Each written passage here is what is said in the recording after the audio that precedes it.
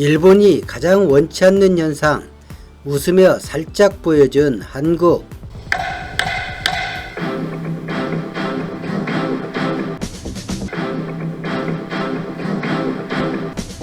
아베가 트럼프에게 약속한 무기 구매를 미국 의회가 최종 승인함으로써 일본은 미국을 제외한 전 세계 국가 중 F-35 스텔스 전투기를 가장 많이 보유한 국가가 될 예정입니다.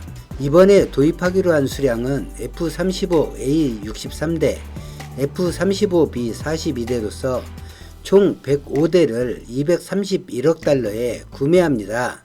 우리 돈 하나로 25조 원에 달하는 엄청난 구매를 하는 것입니다. 이는 미국이 해외에 판매 계약한 역대 두 번째 규모입니다. 일본은 현재 42기의 F-35 전투기를 보유 중인데 순차적인 구매를 통하지 않고 일시에 사는 것은 일본이 정책적으로 원하기도 했지만 미국 정부의 강한 압력이 끌어낸 계약으로 보입니다. 10년에 걸쳐 차례로 인도받는 이 계약은 미국의 경제사정과 특히 궁지에 몰린 트럼프가 내세울 만한 성과가 없는 데 따른 결과로 보입니다. 무기를 대량으로 사줄 재력이나 동기가 있는 한국과 일본에 지금 팔지 않으면 코로나로 위축된 경제 때문에 자칫 규모가 상당히 축소되거나 뒤로 밀릴 수 있기 때문입니다. 뉴스를 보셔서 다들 아시겠지만 일본의 장마 영향으로 많은 사상자가 발생했고 재산 피해 또한 엄청납니다. 서일본 지역은 2018년에도 대규모 재해를 입었고 아직 그때 복구를 진행하고 있는데 다시 대규모 재해를 입고 있고 오늘 내일 또다시 엄청난 폭우가 예고되어 있습니다. 그리고 코로나가 재확산하고 있는데 일본 정부는 재원이 없어 대응 정책 자체를 마련하지도 못하고 있습니다. 이런 와중에 무기를 일본 역사상 가장 큰 규모로 수입하는 것입니다. 트럼프가 중국과 신냉전 구조를 만들려는 가장 큰 이유도 결국 한국, 일본, 대만, 인도에 무기를 팔아 미국 이익을 챙기고 미국이 지출할 태평양 전략에서 군비를 절감하려는 목적이 있기 때문입니다. 일본은 북한의 위협을 무기 구매 이유로 들고 있습니다.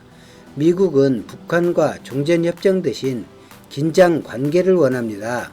궁짝이 잘 맞는 것이죠. 미국 의도대로라면 다음은 한국이 일본을 의식해 엄청난 구매를 하겠다고 덤비겠다 생각하겠죠.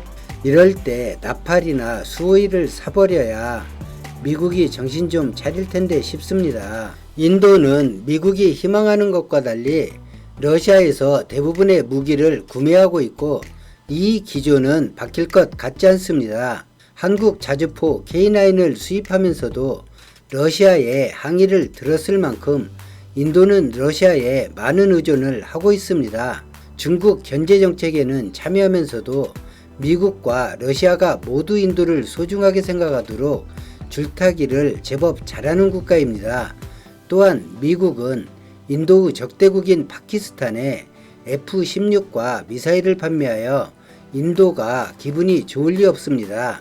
내년 국방비는 올해보다 조금 많아질 것 같지만 한때 1000조를 넘기던 미국의 국방비는 매년 삭감되고 있습니다.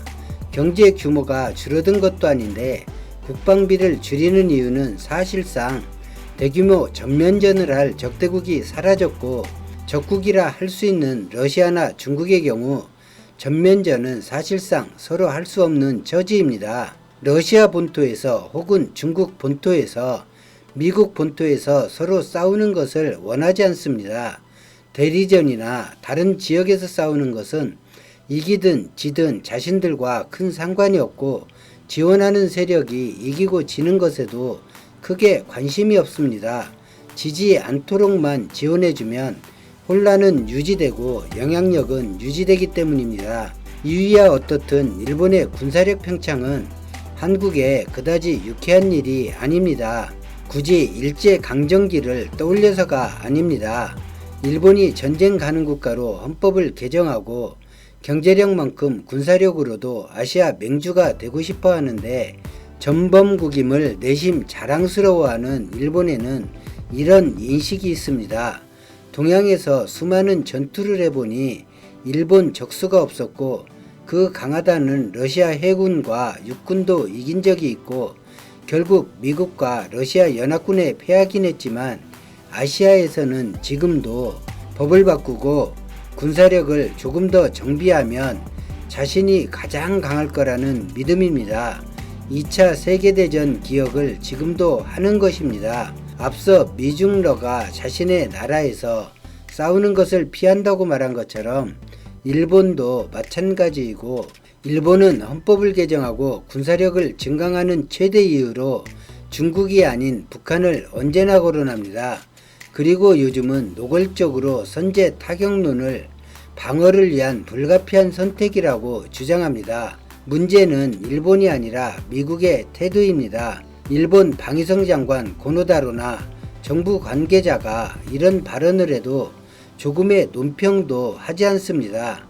한국이 자신의 영토인 독도에서 훈련하는 것조차 짜증 내던 것에 비교하면 이미 선제 타격 이런 논의가 양국에서 수차례 논의되었다고 추측해 볼 수 있기 때문입니다. 제가 앞의 영상들에서 전작권을 문재인 정권에서 반드시 찾아와야 한다, 남북 상호 방위조약이 필요하다고 한 이유도 이런 미일 간 위험한 도박을 막을 수 있고 미중 간 또는 미중일 간 협작을 막아야 하기 때문이고 가장 현실적인 방안이라 생각하기 때문입니다.